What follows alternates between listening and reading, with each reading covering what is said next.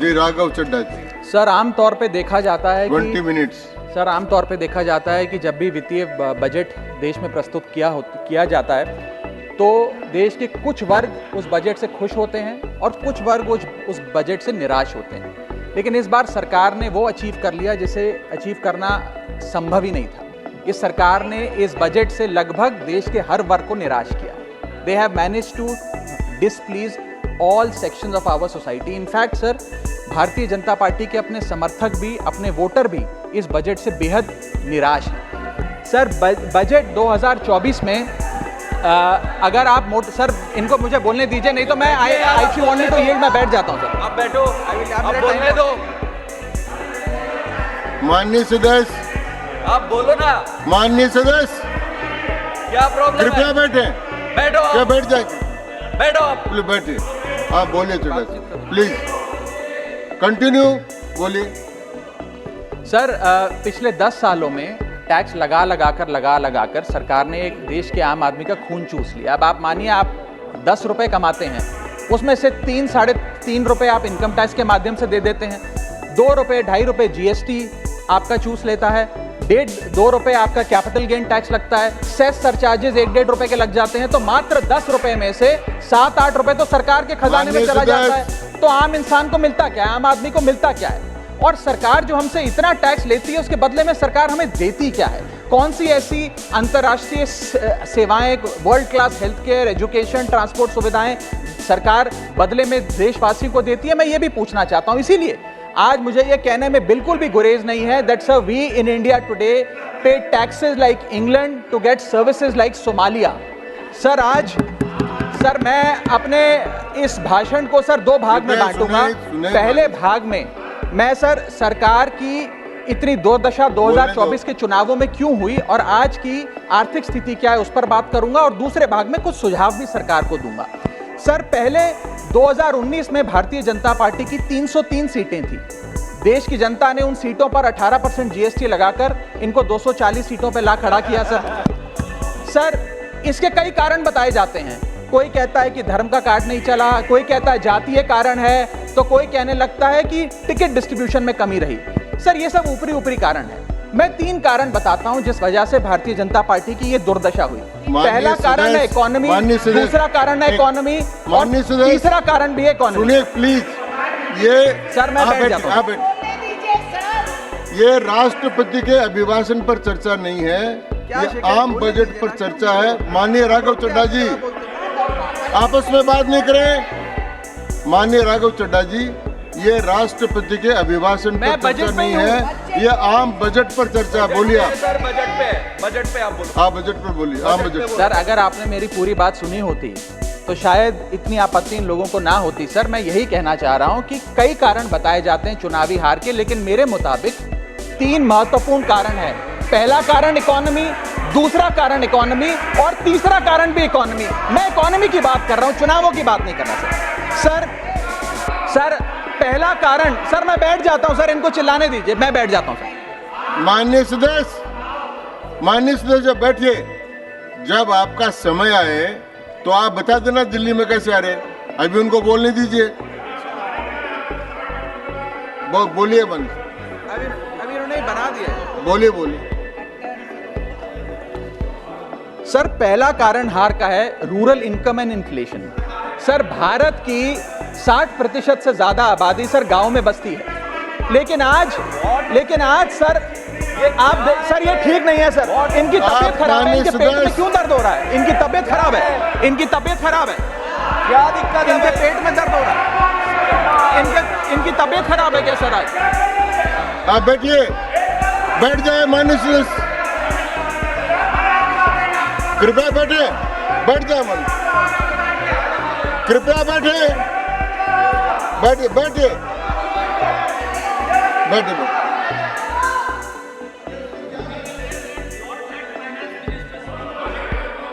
आप माननीय सदस्य डिस्टर्ब मत करें, इनको बोलने दें।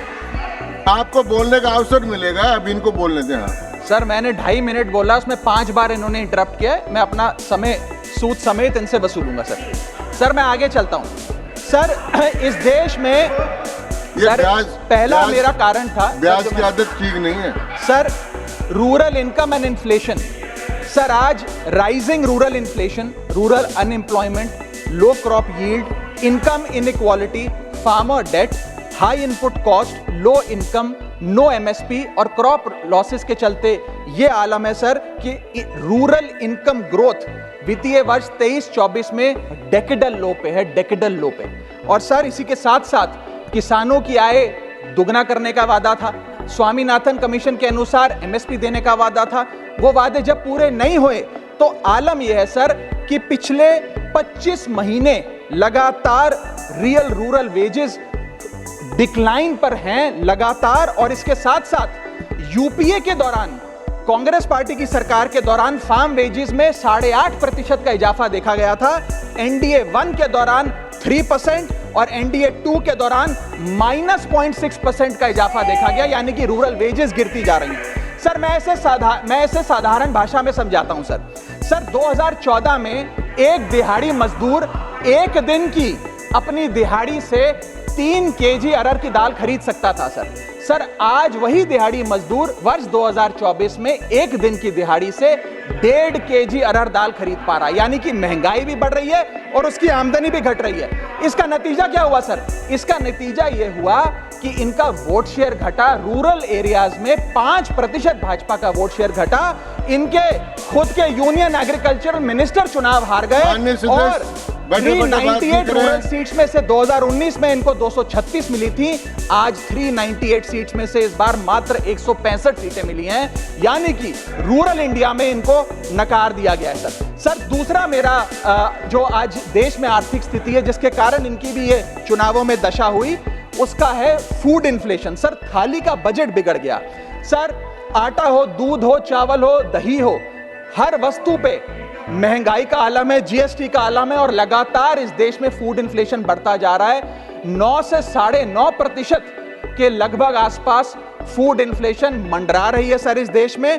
और मैं पूछना चाहता हूं सरकार से कि वो कमोडिटीज जिसमें हम सेल्फ सफिशिएंट थे, वो कमोडिटीज जिसपे हम एक्सपोर्ट किया करते थे, उसमें कैसे महंगाई घुस गई? और अगर वो कमोडिटीज भी महंगी हो गई हैं तो उसका फायदा किसान को क्यों नहीं मिलता? वो सारा पैसा जा कहां रहा है? ये एक बड़ा महत्वपूर्ण सवाल है सर। आटा 2014 में 21 रुपए प्रति केजी बिका करता था, आज 42 रुपए प्रति केजी हो गया है। दूध 30 रुपए प्रति लीटर के आसपास बिका करता था वर्ष 2014 में, आज 2024 में 70 रुपए प्रति लीटर बिकता है। सर देसी घी 2014 में 300 रुपए प्रति केजी पे बिका करता था, आज 2024 में 675 रुपए प्रति केजी बिकता है। अरहर की दाल 80 रुपए प्रति केजी बिका करती थी 2014 में, आज 230 रुपए प्रति केजी बिक रही है। और न जाने कितनी वस्तुओं के दाम आसमान छू रहे हैं सर।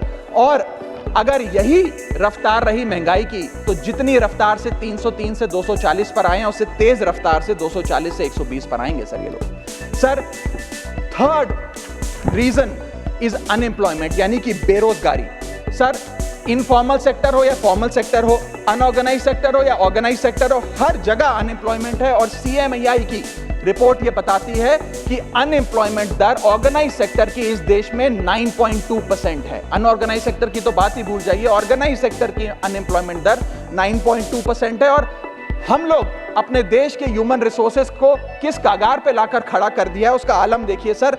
उत्तर प्रदेश सरकार के सचिवालय में पीएन की पोस्ट के लिए 368 नौकरियां निकली, 23 लाख लोगों ने उसके लिए आवेदन पत्र दिए।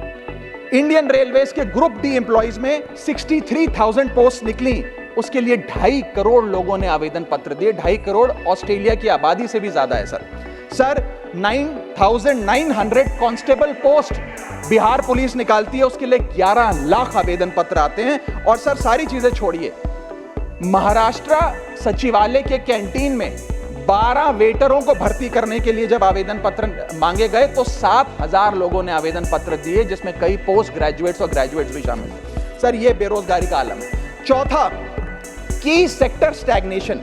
जितने की सेक्टर्स हैं इस देश में, कंस्ट्रक्शन हो, ट्रेड हो, जो इंप्लॉयमेंट क्रिएट करते हैं, उसमें एक स्टैग्नेशन आता जा रहा है। और इंडस्ट्री का इन्वेस्टमेंट जिसे कहते हैं ग्रॉस फिक्स्ड कैपिटल फॉर्मेशन, वो लगातार घटती जा रही है। और मुझे बताते हुए दुख है कि न्यू प्राइवेट इन्वेस्टमेंट वित्तीय वर्ष 24-25 के पहले क्वार्टर में 25 ईयर लो पर आ खड़ी है, यानी कि निवेश नहीं कर रही है इंडस्ट्री आज भारत देश की। सर, पांचवा कारण है गिरती हुई पर कैपिटा इनकम, यानी कि प्रति व्यक्ति आय। देश के 12 राज्यों में लगातार पर कैपिटा इनकम घटी। उन 12 में से 9 राज्यों में भारतीय जनता पार्टी का वोट शेयर भी घटा। छठा कारण, decline in financial savings and rising debt burden on the Indian household, यानी कि एक औसतन भारतीय परिवार का कर्ज बढ़ता जा रहा है और उसकी सेविंग्स घटती जा रही हैं। फाइनेंशियली हम लोग फ्रेजाइल होते जा रहे हैं और ये रिजर्व बैंक ऑफ इंडिया के गवर्नर ने खुद कहा कि सेविंग्स बैंक अकाउंट खातों में से सेविंग्स गायब होती नजर आ रही हैं। हमारा net financial savings to GDP ratio वो घट रहा है, हाउस होल्ड सेविंग्स वो घट रही हैं और लगातार सेविंग्स में डिक्लाइन देखा गया। और मैं सिर्फ बुराई नहीं करना चाहता, मैं सुझाव भी देना चाहता हूं। मैं आने वाले अपने भाषण के भाग में 8-10 महत्वपूर्ण सुझाव भी सरकार के लिए लाया हूं। देश हित में, देश की अर्थव्यवस्था के हित में सुझाव देना चाहता हूं। पहला सुझाव, index minimum wages with inflation, यानी कि न्यूनतम मजदूरी आय को बढ़ती महंगाई के साथ जोड़िए। Ma'am, inflation erodes purchasing power. Inflation वो महंगाई वो दीमक है जो आपकी परचेजिंग पावर, आपकी संपत्ति को खा जाती है। इसीलिए आज मैं कहना चाहता हूं कि जैसे बेल्जियम जैसे देशों ने ऑटोमेटिक इंडेक्सेशन ऑफ वेजेस लागू किया है, उसी प्रकार हमारे देश में भी मिनिमम वेजेस की ऑटोमेटिक इंडेक्सेशन होनी चाहिए। और यहां मैं बताना चाहूंगा कि मेरे नेता अरविंद केजरीवाल जी ने, हमारी आम आदमी पार्टी की सरकार ने देश में सबसे ज्यादा मिनिमम वेजेस दिल्ली में देने का काम किया। दूसरा मेरा महत्वपूर्ण सुझाव, rework the agricultural pricing formula, यानी कि जब किसान खुले बाजार में अपनी फसल बेचने जाता है मैम, तो वहां पर एक मिनिमम रिजर्व प्राइस होना चाहिए, यानी कि उस प्राइस के नीचे किसान की कमाई नहीं होगी, किसान को उस रेखा के नीचे का दाम नहीं मिलेगा। इससे प्राइस वोलेटिलिटी से किसान बचेगा, इकोनॉमिक सिक्योरिटी किसान को मिलेगी और प्रोडक्शन में कंटिन्यूटी रहेगी। मेरा तीसरा सुझाव, legal guarantee to MSP in accordance with Swaminathan commission report. Swaminathan commission report की बात सुनते सुनते कि हम लागू करेंगे, मेरे भी बाल पक गए हैं, लेकिन आज तक लागू नहीं हुआ। मैं अनुरोध करूंगा सरकार से कि उस लीगल गारंटी को देश के किसान को सौंपे। चौथा और बहुत महत्वपूर्ण, हाथ जोड़कर विनती करना चाहूंगा, restore indexation on long term capital gain. Ma'am, पूरे दुनिया में इन्वेस्टर्स को इन्वेस्टमेंट्स करने के लिए, प्रमोट करने के लिए इंसेंटिवाइज किया जाता है। इस देश में इंडेक्सेशन हटाकर हम इन्वेस्टर क्लास को डिसइंसेंटिवाइज कर रहे हैं इन्वेस्ट करने के लिए। इंडेक्सेशन हटाना टैक्स लगाना नहीं है, इन्वेस्टर्स को पीनलाइज करने जैसा है। मैडम, मैं बताना चाहता हूं, inflation ravages the value of money.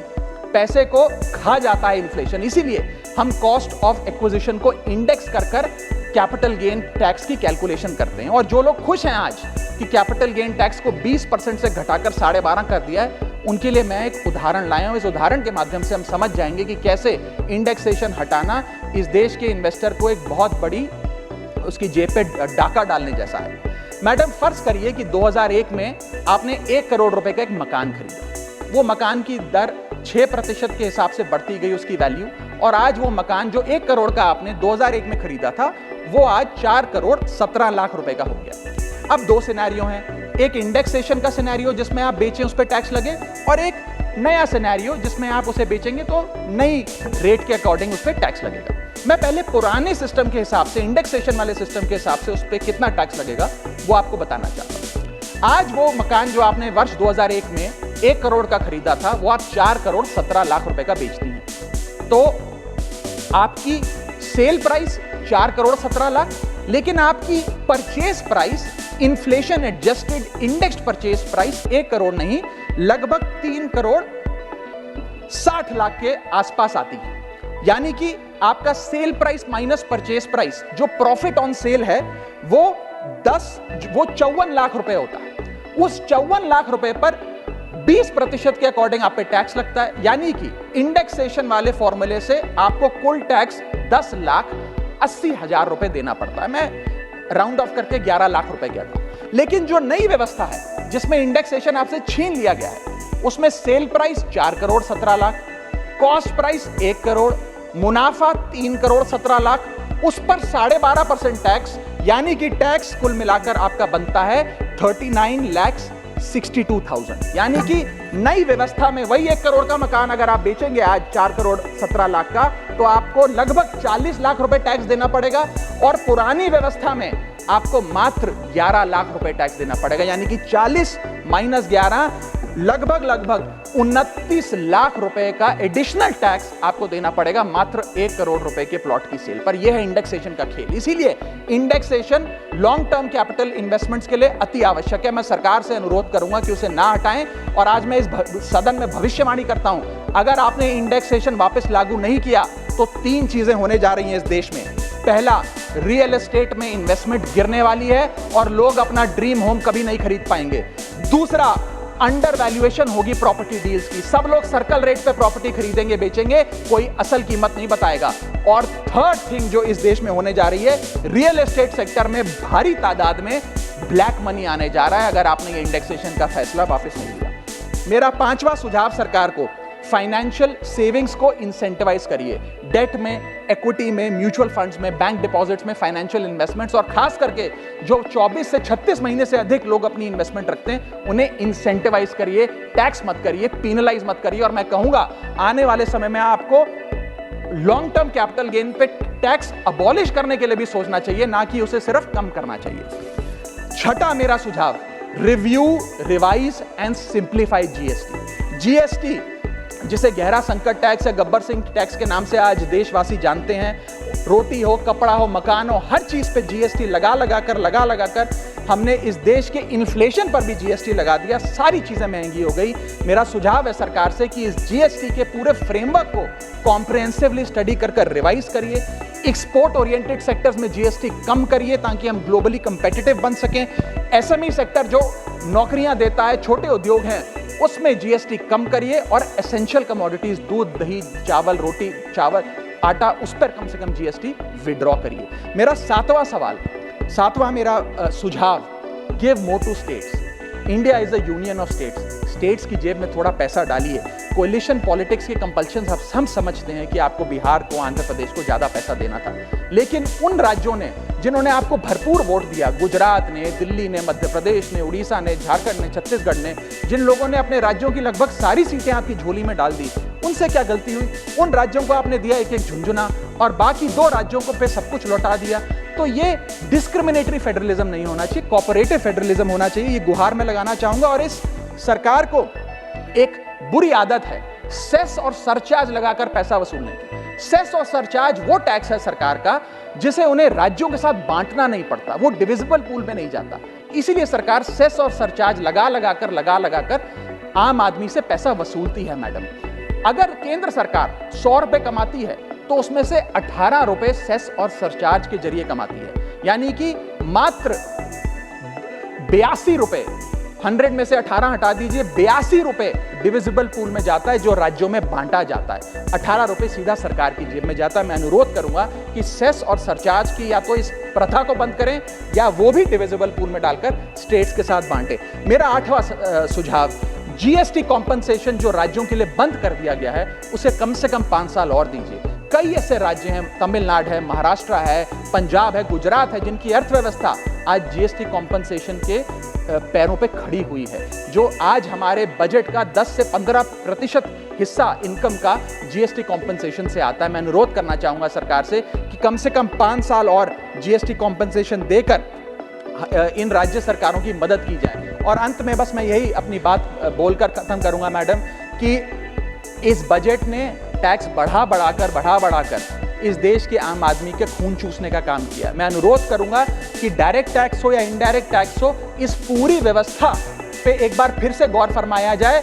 जो मैंने शुरुआत में कहा था उसे दोहराऊंगा, हम 10 रुपए अगर कमाते हैं तो उस पर 3-3.5 रुपए इनकम टैक्स लगता है, उस पर 2 से 2.5 रुपए जीएसटी खा जाता है, 1.5 रुपए का कैपिटल गेन टैक्स लगता है, आधे पैसे का सरचार्ज और सेस लगता है, यानी कि 10 रुपए में से 6 से 7 रुपए सरकार की जेब में चले जाते हैं। यानी कि अगर आप साल में 10 रुपए कमा रहे हैं तो 7 से 8 महीने की जो आपकी कमाई है वो सरकार ले जाती है, मात्र 3-4 महीने की कमाई आपकी जेब में आती है और उस पर भी अन्य प्रकार के टैक्स लगते हैं। और उसके बदले में हमें कोई सुविधाएं नहीं मिलती है, ना ट्रांसपोर्ट, ना हेल्थ केयर, ना कोई इंफ्रास्ट्रक्चर, कोई ऐसे जैसे और बड़े बड़े विकसित देशों में, United states of America, United kingdom, European countries में जो हाई टैक्स रिजीम्स मानी जाती हैं, उनमें नागरिकों को सुविधा दी जाती है, लेकिन उसके बदले में दिल्ली में, हिंदुस्तान में, देश भर में कोई ऐसी सुविधा केंद्र सरकार नहीं देती है। इसीलिए ये कहा जाता है that we impose taxes like the Europeans do